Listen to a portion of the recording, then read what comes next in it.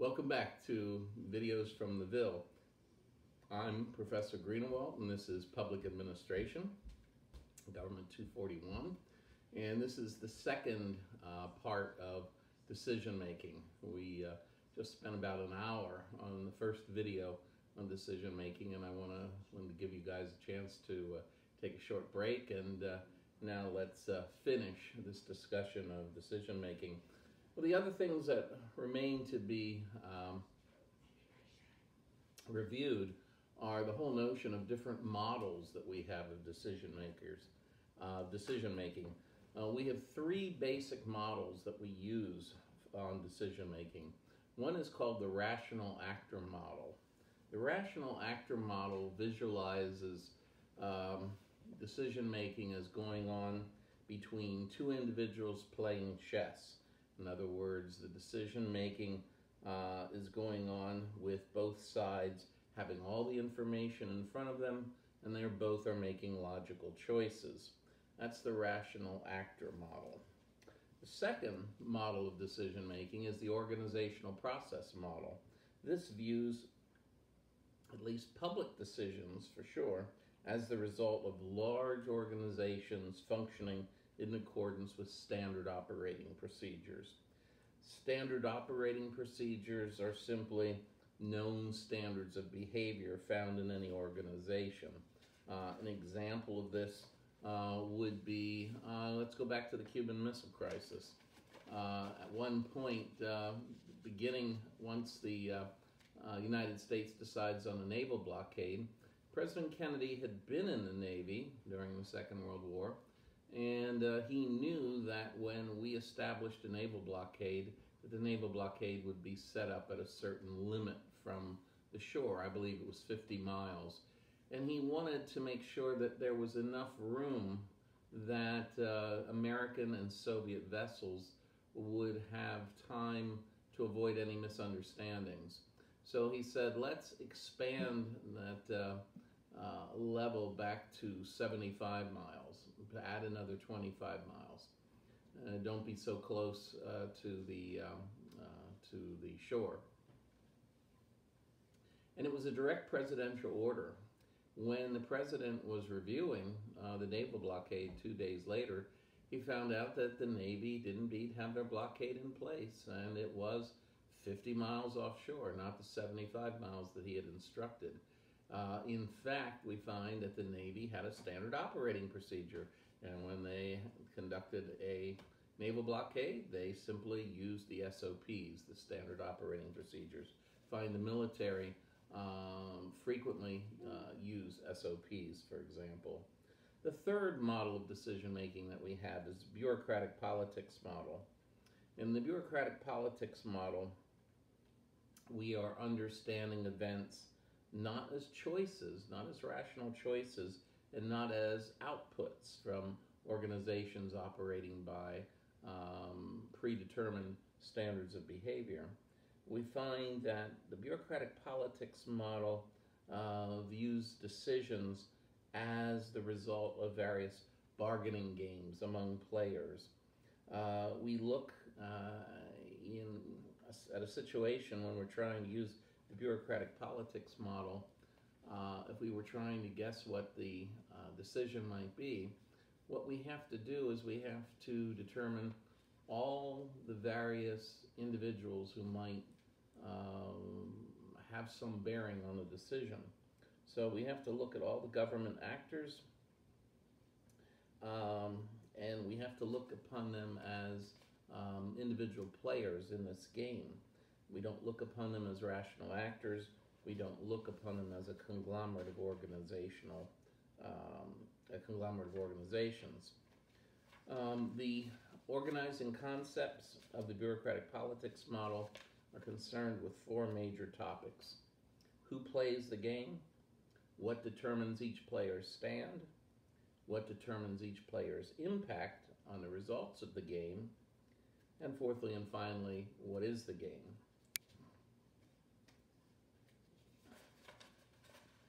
You find that the players in the game are the individuals in their different positions in the organization.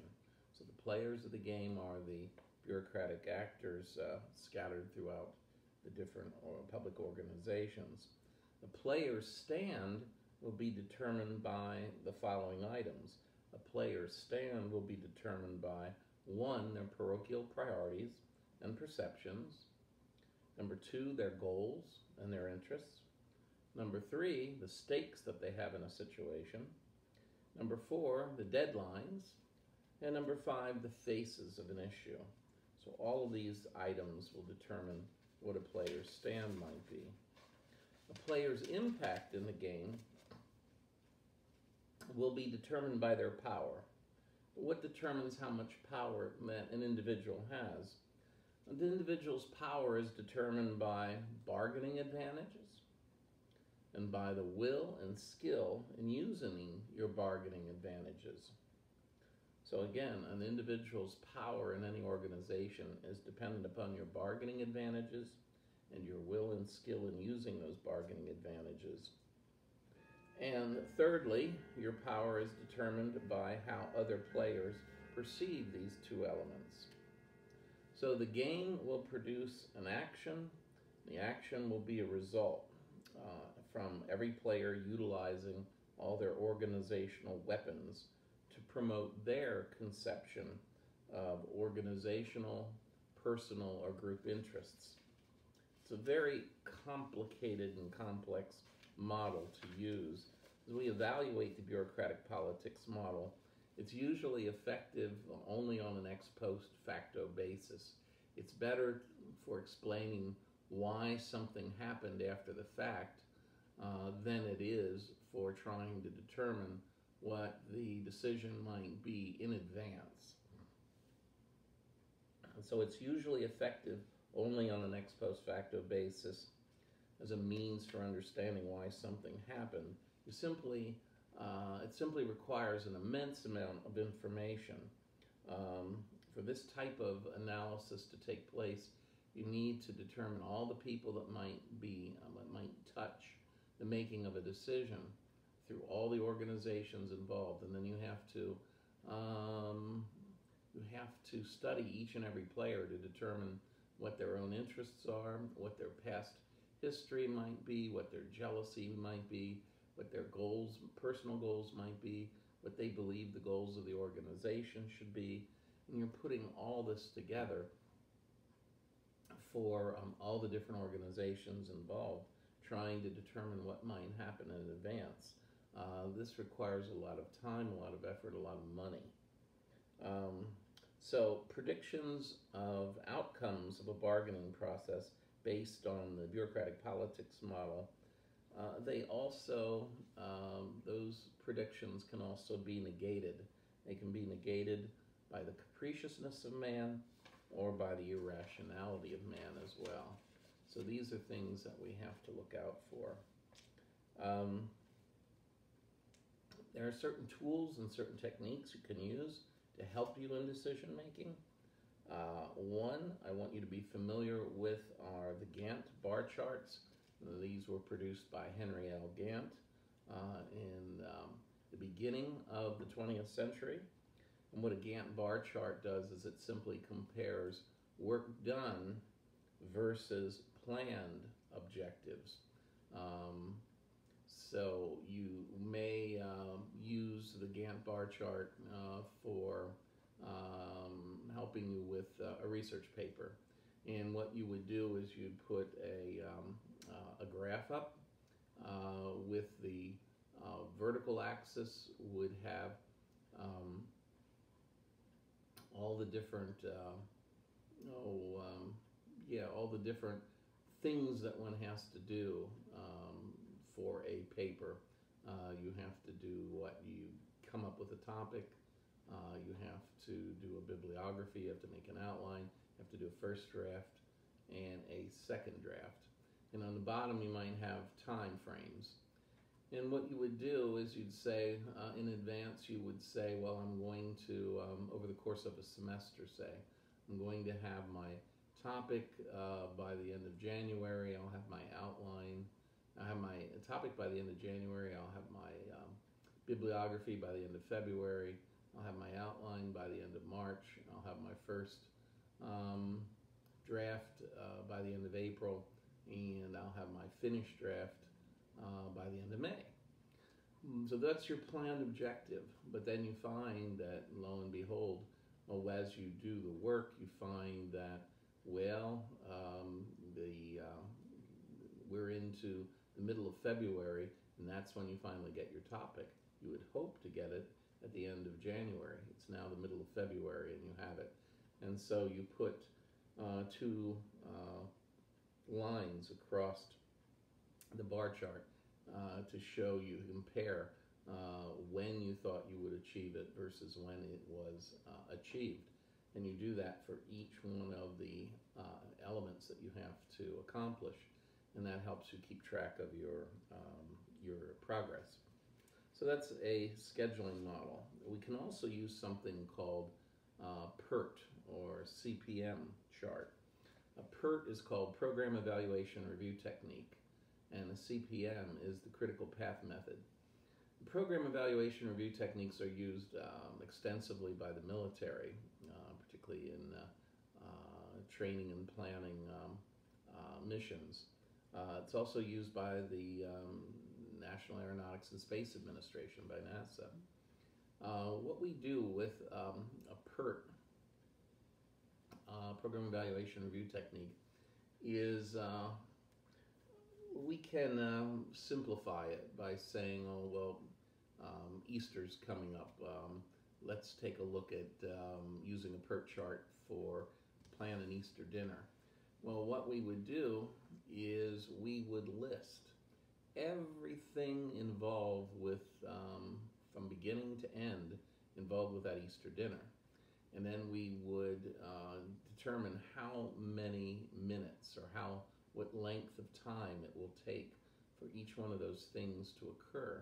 And we put them down on a chart. You start with whatever is the first activity, and then we branch out from there. Can we only do one activity at a time? It'll be one consecutive, it'll be one long line, or what we can do at some point.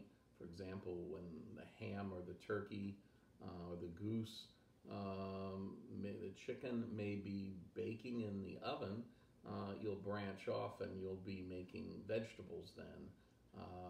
Maybe you'll be setting the table, those sorts of things. And we can build a line that will show us all the activities, connect all the activities, and how long they take. Until the event is concluded, until the item is concluded. You find that when the whole graph is put down on paper, then we look at the longest sequence of events through that chart, and that's called the critical path. That's the CPM, critical path method. Why do we want to know the critical path through that sequence of events? We want to know because then we can determine that if there's any thing in the critical path, any item in the critical path that's delayed upon or not finished on time, that means the whole project will not be completed on time. That's why I want to identify the critical path. So this is another technique that we can use in decision making. Now there's three other techniques that we can talk about in decision making. The first two I'll let you learn in graduate school or in your own independent research if you wish. I just want to familiarize you with the name. At least you've heard it, you know it's out there. But for undergraduates, it's not important to go ahead and study that at this point. But you have relevance trees that you can look at. You have decision trees that you can look at. So those are two other tools that can help you with decision making. And there's a third item that can help you with decision making, and that's benefit cost analysis. And we're going to talk about benefit cost analysis in greater detail when we get to public policy analysis and program review. So we'll put that off for a few minutes. We'll get to that a little bit later in a separate section. But benefit cost analysis is an invaluable tool for decision making, and we'll talk about that when that comes. And that will conclude our session on decision making. We'll be back with this second session.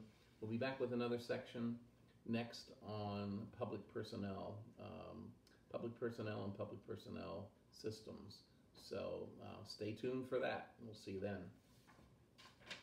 All right. Well,